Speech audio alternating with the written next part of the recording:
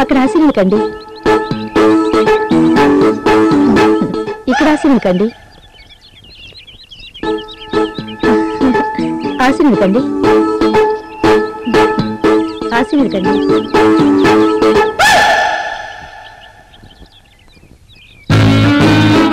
తమరికి సరిపోయే ఆశయం లేదు. ఏంటలా అమ్మాయిని చూసి షాక్ అయ్యవా? అన్నా ఈ అమ్మాయి కూడా పెళ్లి కానట్టుందన్నా. కొంచెం మేడం అమ్మాయి అడ్రస్ తీసుకో. లోపల మేడం అడుగుతామన్నా. ఫీజు అనిపిస్తావా? అదేంటన్నా పెళ్లి నీకు ఫీజు నాకా? అయితే నాకు అదనంగా తీసుకో. నేను డిగ్రీ వరకు చదువుకున్నాను. మంచి కుర్రాడి కోసం చూస్తున్నాం. మంచి మ్యాచ్ చూడండి. Okay, I will choose that person.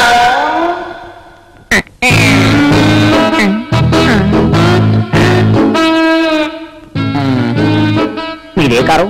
Benz. Benz. అంత పెద్ద కారుకి ఇంత చిన్న కీ అని ఎవరైనా అడిగారా? అదే ఎవరు అడగరు. అమితాబ్ బచ్చన్ హేబాద్రి కాంబినేషన్ లా నాకు 6 అడుగుల అందగత్తే పూజా భద్ర కావాలి. కమా కమా, ఎంత ఖర్చైనా పర్లేదు పీడిస్తారు. ముందు మీ బాస్ సంగతి తేలనివ్వండి. బాస్ సంగతి పక్కన పెట్టు, ముందు నా సంగతి ఏంటో చూడు. I want Pooja Bhadra. Okay? అవసరం లేదు, నేను వెళ్తాను. ఇలాంటి మర్యాదలు నాకు అవసరం లేదు. పదండ్రా.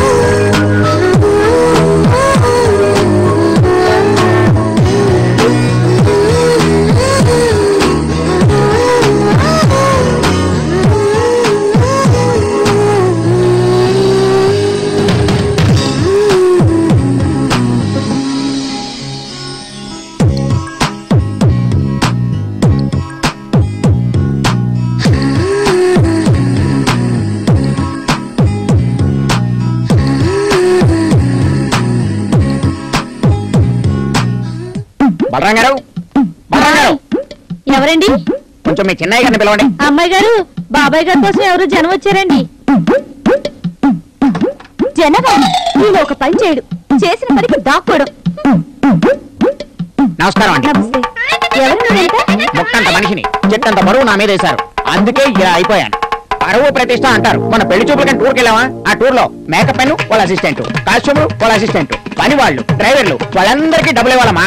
వాళ్ళందరూ నా మీద పడుతున్నారు. దయచేసి డబ్బులు ఇచ్చి పుణ్యం కట్టుకోండమ్మా. బాబాయ్ ఇంట్లో లేరు, రేపు రండి. ఆయన ఇవ్వకపోయినా నేను ఇస్తాను. అలాగేనమ్మా. హలో బాబు, నువ్వు వెళ్ళారా? ఏంటమ్మా?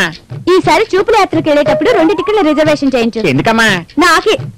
బాబాయ్ పెళ్లి చూపులకి నేనే వెళ్తా.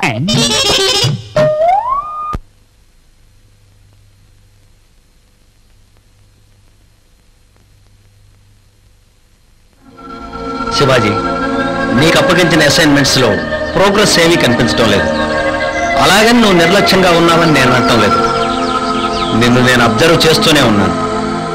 నువ్వు సిన్సియర్గానే వర్క్ చేస్తున్నావు, బట్ నో రిజల్ట్. ఒక్కటంటే ఒక్కటి ఏదైనా కేసు సాల్వ్ చేశానని చెప్పగలవా? ఫైనల్ కూడా చేశాను సార్. ఒక్క కేసు ఫైల్ చేసి చూపించగలవా? మాట్లాడవే. లా అండ్ ఆర్డర్ ని నీ చేతిలోకి తీసుకుంటున్నావన్న ఒకే ఒక్క కారణంతోనే నీ సిన్సియారిటీ గుర్తింపు లేకుండా పోయింది. మళ్ళీ అదే పొరపాటు చేస్తున్నావు. వై శివాజీ? తప్పు చేసేవాడు తప్పించుకోకుండా పనిష్ కావాలి, అందుకని ఫినిష్ చేస్తావా? నేనుగా చంపలేదే, బట్ చచ్చేలా చేశావు. నీ తెలివితేటలు ఎందుకు ఉపయోగించావు? అవునా సార్? సాక్ష్యం లేకుండా మర్డర్ చేసిన వాడిని అరెస్ట్ చేసి ఏం చేస్తాం? కోర్టు పెట్టే చివాట్లేగా. అరెస్టు చేసిన హంతకుడు అపహాస్యం చేస్తూ కోర్టు మెట్లు దిగుతుంటే చూస్తూ తల ఉంచుకోవాలా సార్? అవసరం రాని చోట యూత్ ని హెచ్చరిస్తున్నాను. అవసరం అయిన చోట తప్పదు అనుకుంటే మీరు అంటున్నట్టే నా ఇంటెలిజెన్స్ ఉపయోగిస్తున్నాను. ఏదేమైనా నా మనస్సాక్షితో నా ప్రొఫెషన్ లో మూవ్ అవుతున్నాను. నిజమే శివాజీ, నువ్వు తప్పు చేశావనటం లేదు, దారి తప్పుతున్నావు అంటున్నాను. మన డిపార్ట్మెంట్ కు చట్టం ఉంది. ఆ చట్టానికి మనం లోబడి ఉండాలి. దాని పరిధిలోనే మనం పనిచేయాలి. am I right? చేతులు కాలేక ఆకులు పట్టుకోమంటుంది చట్టం, బట్ న్యాయం చూస్తూ ఊరుకోదు. శివాజీ, చట్టం న్యాయం మన ఆత్మ అంతరాత్మ లాంటివి. ఈ రెండింటికి తేడా ఎప్పుడూ ఉంటుంది. బట్ మనం చట్టానికి సేవకులం, అంతరాత్మకు బందీలం కాకూడదు. ప్లీజ్ మళ్ళీ ఇలాంటిది రిపీట్ కానీకు. Okay? Please subscribe to iDream.